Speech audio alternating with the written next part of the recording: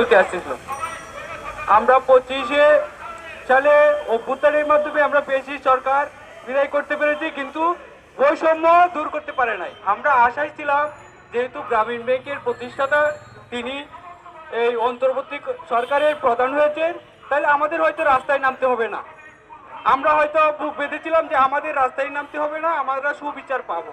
কিন্তু দীর্ঘদিন ধরে আমরা 2012 সাল থেকে দাবিগুলো জানিয়ে আসতেছি যে আমরা বৈষম্য 2012 সালে 24 ঘন্টা ডিউটি করতে হইতো। 24 ঘন্টা ডিউটি করার পরে আমরা বিভিন্ন সময় আন্দোলন করার প্রেক্ষিতে এটাকে একটা শিফট করে দেওয়া হয়েছিল, কিন্তু এখনো আমাদের বৈষম্য দূর হয় নাই। আমাদের উপদেষ্টার প্রতি আমাদের দাবি যে আমাদের এই বৈষম্যগুলা, যেহেতু গ্রামীণ ব্যাংকের উনি প্রতিষ্ঠাতা, ইনি একটা দ্রুত পদক্ষেপ নিয়ে যেন এই দাবিগুলা অচিরেই আমাদের এটা দাবিগুলো মেনে নেন। কিন্তু দেখা গেছে কি 6 মাস অতিক্রম হয়ে গেছে, আমাদের দাবিগুলা মেনে নেয় নাই। 6 মাস হয়ে গেছে, দাবিগুলা মেনে নেয় নাই। যে নিজের প্রতিষ্ঠানের এই দাবিগুলো নিয়ে যে আমাদের আসতে হয়েছে, এখন আপনারাই বলুন যে যে প্রধান উপদেষ্টা ওনার নিজেদের প্রতিষ্ঠানের দাবিগুলো নিয়ে আজকে আমাদের রাস্তায় আসতে হয়েছে। আর এই বাংলাদেশে যে আরো কত বৈষম্য আছে তাদের দাবিগুলো কবে আদায় হবে সেটা তো আরো দূরে থাক।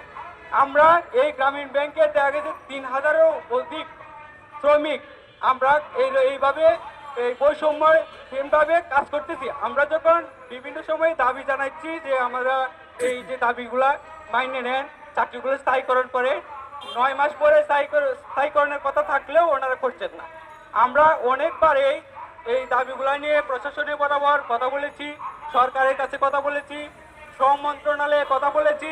শ্রম মন্ত্রণালয়ে একটা কি করলো, শ্রম মন্ত্রণালয়ে একটা এই করলো গিয়ে পরিদর্শন করলো, যে পরিদর্শনে এই ওনারা পরিদর্শনে যাওয়ার পরে ওনারা পরিদর্শনে চিঠি দিল যে এটা তো শ্রম লঙ্ঘন হচ্ছে।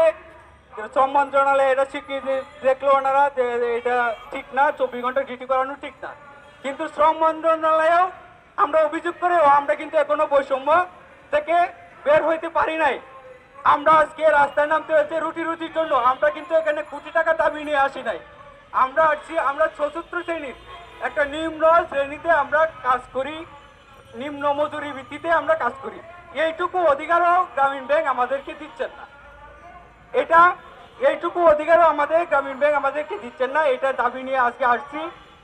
6 মাস অতিক্রম হয়ে গেল প্রধান উপদেষ্টা দায়িত্ব নেওয়ার পরেও আমরা বৈষম্য রয়েই গেলাম। তাহলে আমরা সংস্কারটা কোথায় পেলাম? এই যে সংস্কারের নামে সময় বেক্ষণ করছেন প্রধান উপদেষ্টা, গ্রামীণ ব্যাংক থেকে প্রধান উপদেষ্টাও নিয়ে ফেলেছেন, নিজেই বাংলাদেশের প্রধান উপদেষ্টা হয়ে গেছেন।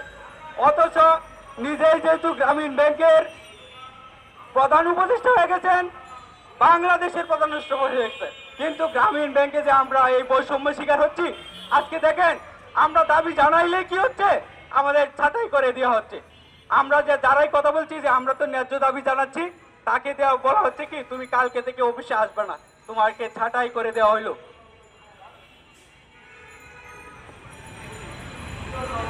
এই বৈষম্যের অবসান করতে হবে। আমরা প্রধান উপদেষ্টার কাছে, গ্রামীণ ব্যাংকের কাছে দাবি জানাচ্ছি যেন এই বৈষম্য দূর করে বাংলাদেশের একটা বৈষম্য মুক্ত বাংলাদেশের পরিবেশ সৃষ্টি করা হয়। কিন্তু দীর্ঘদিন ধরে এমন মনে হচ্ছে যে দেখা গেছে কি আমরা দাবি জানাচ্ছি বৈষম্য দূরের, আমাদের দাবিগুলো তুলে ধরছি।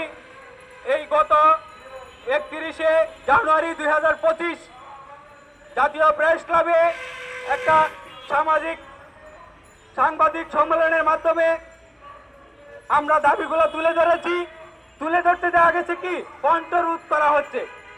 আমরা দেখা গেছে এই দাবিগুলো আমরা যারা জানিয়েছি, আমরা যারা সংগঠন করতে চেয়েছি, দাবিগুলো একসাথে জড়ো হয়ে কথা বলার চেষ্টা করেছি, সাংবাদিকদের সামনে কথা বলতে চেষ্টা করেছি, তাদেরকে কণ্ঠরোধ করা হচ্ছে যে তোমরা যে দাবি জানাচ্ছ তোমাদেরকে ছাঁটাই করা হলো। তার মানে কি কণ্ঠরোধ করা হলো, আমাদের কথা বলারও সুযোগ দেওয়া হচ্ছে না, সাথে সাথে ছাঁটাই করে দেওয়া হচ্ছে। 17 সালে আন্দোলন করা ছিল তাদেরকেও ছাঁটাই করা হচ্ছে। 17 সালে আন্দোলনের সময় ছাঁটাই করেছিল মাত্র 5 জন, তখন প্রধানমন্ত্রী ছিল শেখ হাসিনা। আর এই ইউনূস সরকার এই গ্রামীণ ব্যাংকের প্রধান উপদেষ্টা হওয়ার পরেও, বাংলাদেশ সরকারের প্রধান উপদেষ্টা হওয়ার পরে আমরা আন্দোলন করেছি। আন্দোলন করার পরে দেখা গেছে কি চাঁটাই হয়ে গেল 30 জন। এখন আপনারাই বলুন আমরা আমাদের কথা কিভাবে বলবো? আমাদেরকে যদি ছাঁটাই করে দেওয়া হয় আমাদের ন্যায্য দাবি আদায় করার জন্য, আমরা ন্যায্য কথা বলার জন্য, আমরা তো বলি নাই যে আমাদেরকে কোটি টাকা বেতন দিতে হবে। আমরা তো অযৌক্তিক কোনো বেতন ভাতা চাচ্ছি না, আমরা শুধু চাচ্ছি ন্যায়ভিত্তিক আমাদের যে বেতন আছে এটা যেন আমাদের প্রাপ্যতা দেওয়া হয়। এখন কথা বল।